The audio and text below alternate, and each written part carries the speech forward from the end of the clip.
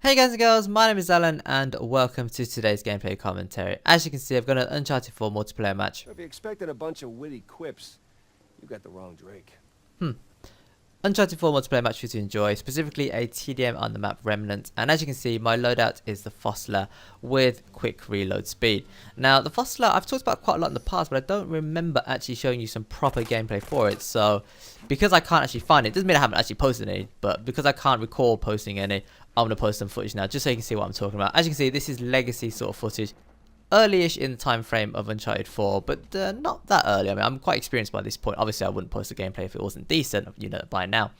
Now, the Fossa, as I've said in the past, has a good rate of fire. It's sort of accurate at close range. You can sort of hit shots at mid-range as well.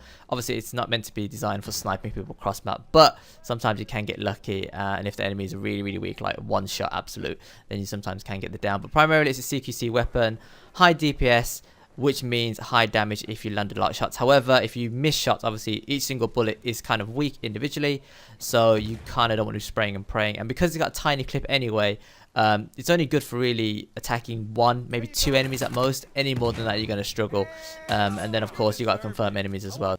You really got to manage your small clip size and obviously the amount of bullets you've got all together, because you spray a couple of clips and then before you know it, you can start to run dry, and it can be problematic, as with any other machine pistol in the game. But the Fossla in particular, because as I said, it's got a high rate of fire, but it can do work if you land your shots in close range, which is obviously where it excels.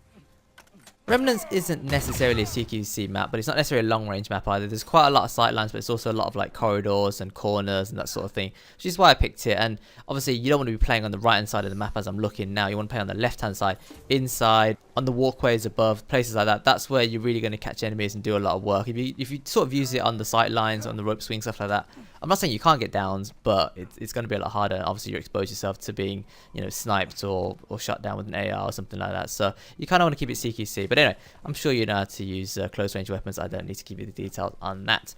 Right, so this week for me has been very busy. I have made quite a few videos this week actually. I'm kind of impressed with myself, and I've streamed quite a lot as well, and I've been playing a new game, Ghost Recon Wildlands.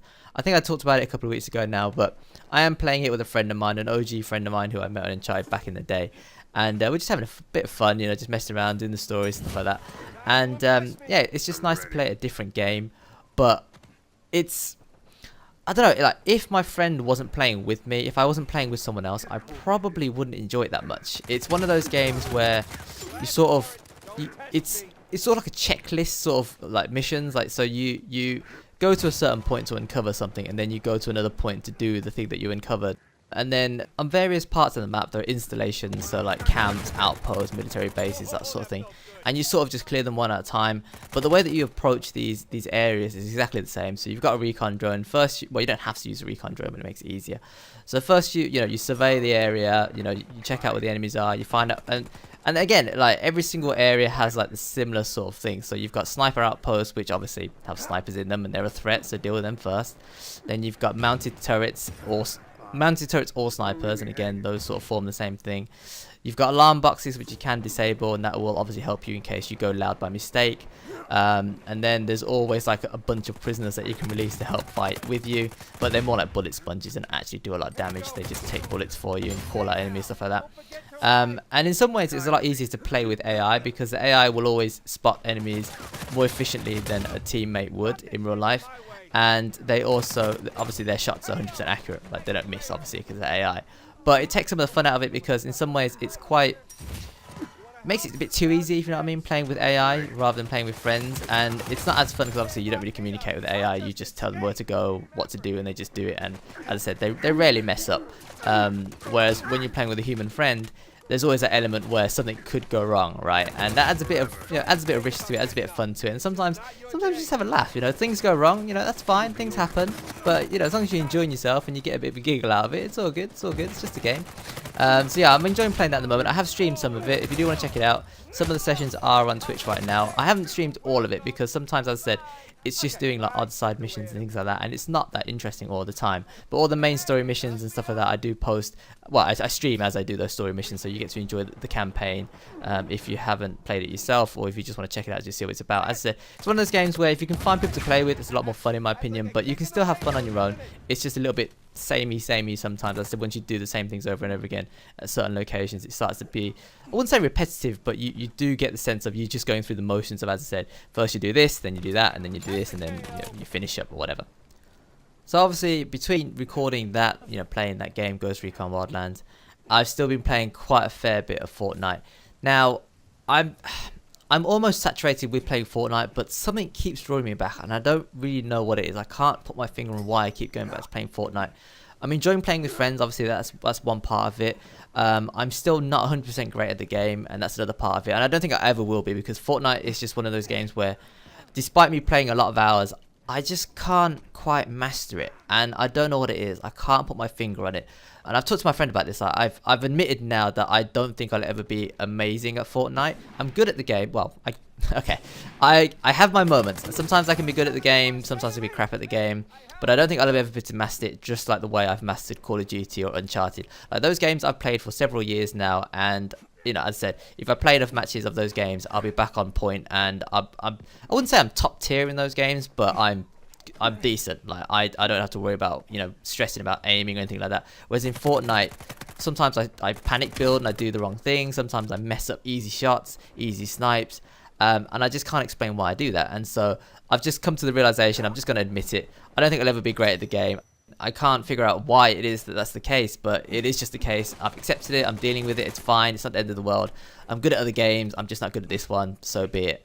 Having said that, me and my friend are in early talks, well, make it sound like a business deal, in early sort of talks about potentially forming up and trying to jump on some ladders, some tournament ladders, that sort of thing. Just playing for fun to start off with, maybe entering some amateur competitions, hopefully try to win a few dollars here and there. Unfortunately, they're all based in dollars. I'm really struggling at the moment to find like UK sites that do similar things, and I know that UMG and MLG, Game Battles, are the bigger sites, and therefore they draw in a lot of people, and therefore the prize funding is a little bit higher on those websites. But I'd like there to be like a British variant, I don't understand why. I mean, there's got to be enough gamers in Britain that want to compete in this sort of thing as well. Why can't there be British tournaments? And the problem with Fortnite is because obviously you have to join servers to play games. Now, you either join EU servers, which is where I'm currently based, or you can join NA, North America servers, but you can join West Coast, East Coast. And unfortunately, some of these tournaments are global, so you could be playing people from the West Coast, you could be playing people from the East Coast. It's kind of unfair in that respect, but I guess that's a topic for another day in the Fortnite video, so I'm going to leave that for now. But as I said, tentatively considering trying to get onto like ladders, competitions, that sort of thing, just to try it out, because as I said, I do want to try competitive gaming, and I think this could be the way forward. Another reason I feel that I still am playing Fortnite is because I do need a competitive shooter in my life. Now, I could go back to Uncharted 4, but I feel like I've played enough of that game at the moment. I have no intention of returning just yet, because a lot of my friends have stopped playing, and I've achieved most of what I wanted to achieve in that game. I have ridiculous amounts of footage on my hard drive. As I said, I don't post nearly as much as I've recorded in the past, so you might not think it, but I've played a lot of Uncharted. I used to bash it as much as I bash Fortnite, that I'm doing at the moment. And likewise Call of Duty, and I'm waiting for the next Call of Duty to come out, Black Ops 4. I'm very skeptical at the moment of what it's going to be like, but I want to wait and see, find out more footage from E3. I did watch like the reveal event, stuff like that, and I've still got mixed feelings about it, but we'll wait and see. Obviously, it's hard to form an opinion until you've actually played the game, for yourself. So I'm gonna wait and see. I don't know. Maybe I'll get day one, maybe I won't. But we'll wait and see later in the year, and that could be my next game. Well, it probably will be my next game. No doubt I'll eventually get it and put in some serious hours, and then hopefully, as I said, progress pro-wise, or amateur pro-wise, or whatever you want to call it. Right, so the gameplay is sort of drawing to an end. As you saw at the start, we had a bit of a shaky beginning. The team took a bit of a pounding, but then we turned it around and we took the lead, and we've continued to take the lead. The enemy team are trying to mount a comeback, and they are, they're doing alright in doing so.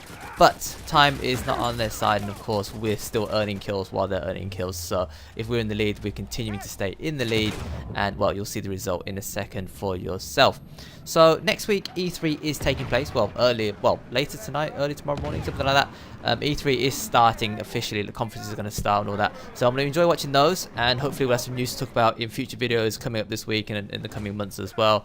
As I said, I've already done a prediction of what I think we're going to see in a video a couple of weeks ago. I'll post it on the screen now. I'll also link it in the description below. Check it out if you want to hear some very, very early E3 hype thoughts. I completely forgot that I was meant to talk a little bit about the Hunter as well. So the Hunter is my chosen sidekick in this game, and it works well with the Fossla because he grabs them, I down them, move on to the next enemy. I generally use the Hunter with the CQC loadout because obviously it's best to be engaged in a close quarters. There's no point in the Hunter grabbing an enemy opposite side of the map and then you having to go over there or, you know, shoot from long range or something. It just doesn't really work. So you stick close to your Hunter, know when to call him in, know when to set them to attack, know when to set them to retreat, and just try and keep them as alive as possible. But at the end of the day, they are placed in between you and the enemy, and it's rather they take shots than rather you. But obviously you try and control how much damage they take before going down. And obviously before they go down, hopefully they would have helped you get a few kills in the process. But yeah, so that will do it for today's gameplay commentary. As per usual, if you enjoyed the content, consider tapping that like button. I really do appreciate it. And as always, if you've got any thoughts, shout out, share me. If you've got anything you've seen today, anything we've talked about, let me know in the comment section below. But until next time, thanks for watching, thanks for listening, take care, and I will see you later.